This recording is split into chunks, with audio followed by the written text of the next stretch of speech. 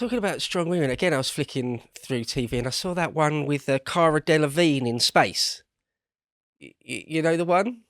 Valerian, is it? That's it, yeah. And of course, I let that pass me by. But again, it was on TV, and it was one of the most egregious examples I see. She was under arrest, and she just beat up her two male guards like absolutely effortlessly.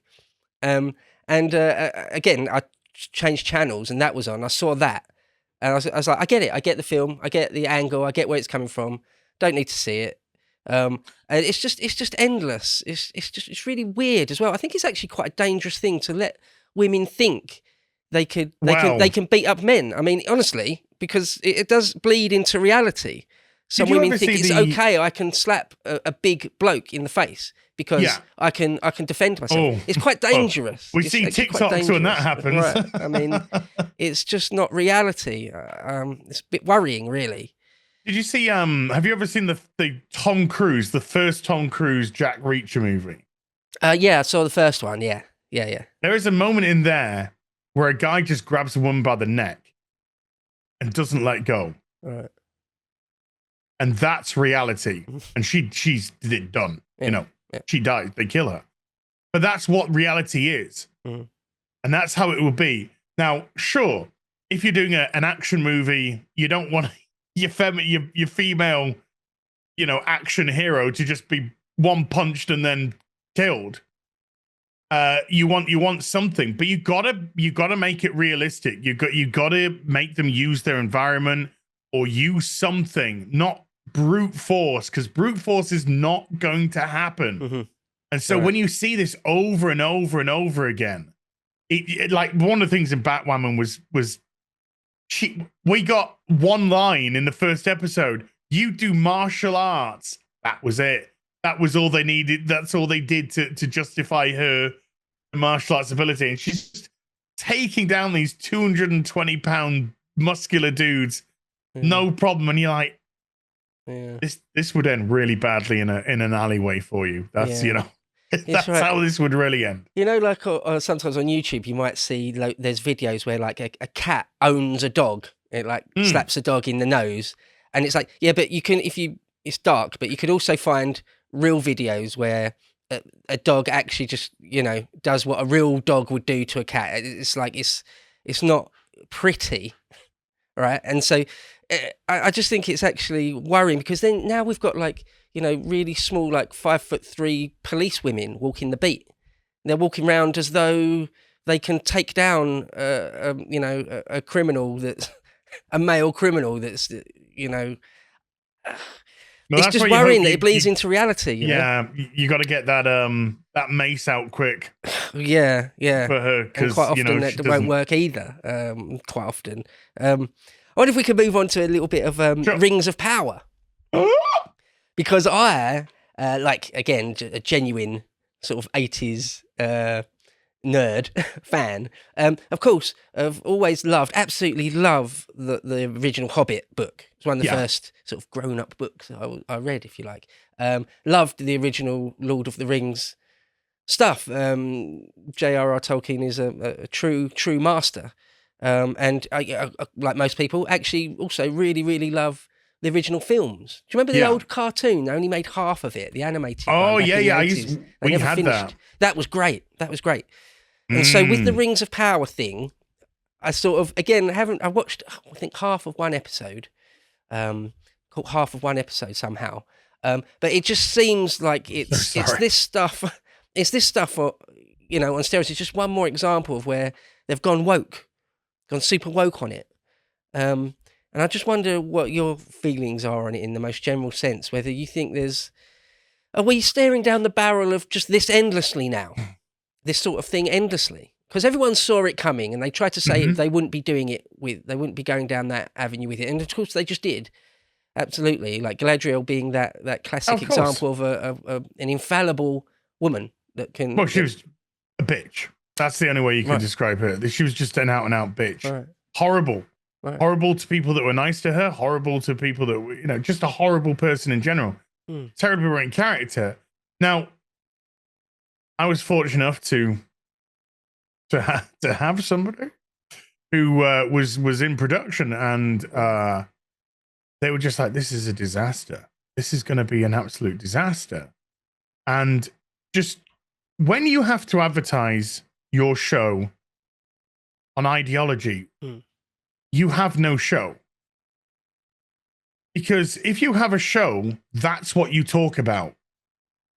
You know, we got this great new show coming, Rings of Power, an original piece that's going to be that's going to be faithful to Tolkien's universe, to his characters. We're going to show you how the Rings of Power were forged, and the incredible ways that the races interacted, and the rise of Sauron after the defeat of Morgoth, and you know, the way that he manipulates the elves to create the ring, but you know, Celebrimbor, all this kind of stuff. You know, that's what you talk about when you've got a show. When you don't have a show, you have some fat cow in front of a camera talking about, I'm the first fat black cow, elf, dwarf, insert race of color here. That's nonsensical crud right there. You know, you are telling everybody we don't have a show, we have an ideology. Right. Yeah. And then you have another character going, "Oh, I am the first South American elf." You know, I just what? What am I? Why are you saying what these things? Yeah, yeah. You know, why you talk to me about the show? You know, what's the show? Why is your character good?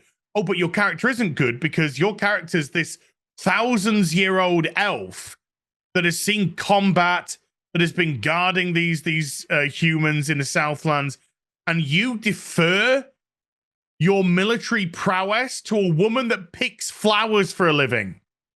You are a joke. Your character is a joke. Her character's a joke.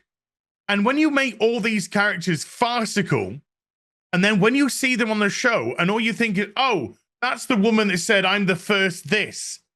That's the guy that says, I'm the first brown this. This guy saying, I'm the first gay this, or whatever it may be. Then I'm just like, I can't take you seriously. I can't take your show seriously. And then, of course, the writing was, we know why they were pushing ideology, because the writing literally was a kid with a crayon. Right. It was just some of the most abysmal writing I have ever seen. And you spent the best part of $1 billion getting this project off the ground. You hire non-entities, then there weren't particularly good actors. The special effects, for the most part, apart from like the sweeping vistas, were terrible. That's surprising. The motivations didn't make any sense. None of it made any sense. And when your audience, a writer should be one step ahead of its audience, okay? And that's not the writer trying to be a smartass. That's great. Because if you as a viewer go, oh, wow, I didn't see that. Oh, yeah, they set up this and that, and then it's all come together. Oh, nice. When you do that, your audience appreciates it. They don't go, oh, it's a smartass. No, they appreciate it. When you as the audience are 15 steps ahead of the writers, that doesn't make for a good show. And then the writers go in a completely different direction and be like, no, that doesn't make sense. Why did they leave a fortified position to fight in a mud hut village? Why, when they left, we saw the orcs all coming up to meet them. Why didn't they bump into the orcs when they left? You know, and then the writers they're not worried about that. They don't think about these things because they're too busy. Oh, we need to get to the part where the woman who picks flowers for a living saves the military elf who's been alive for thousands of years. Because Whamen power. So we need to show a woman jump off a ship in New York. Let's just say New York, and she's trying to swim back to Liverpool. And then just along the way, she just bumps into a guy on a raft who just so happens to be the guy that she's been hunting for hundreds of years for, whose very first words to her are, looks can be deceiving. So, like, most of the audience go, oh, he's going to be Sauron then, isn't he? Yeah. Already. And then painfully obvious. Yeah, it wasn't that the virtue signaling in itself is just enough. But when you couldn't even back up a good show, you know, you couldn't even put your virtue signaling into a good show and be like, yeah, it's a bit woke here and it's a bit this there, but you know, the writing's pretty decent. No, it was childish, infantile trash written by two people who couldn't even get a credit on the third Star Trek movie, Star Trek Beyond, which bombed at the cinemas. Right. These are the people running the franchise. And so when you've got people like Gary, for instance, who's so knowledgeable about Tolkien, and you just see, and Disbrew is another great one. He's somebody who's risen up brilliantly, and you just see just the kind of hope just drain from their faces. Because they know the universe, they know, you know, virtually everything about the ages and what happens and what, you know, which characters interact where and how this all comes together and why this part's important. Da, da, da. And then you just got some people go, oh, yeah, well, we're just going to squish 3,000 years into like, you know, 5 years. Yeah. Yeah, it's like it's deliberately done to gaslight the true fans. Almost. It's definitely done to subvert the franchise for sure. They want to take away.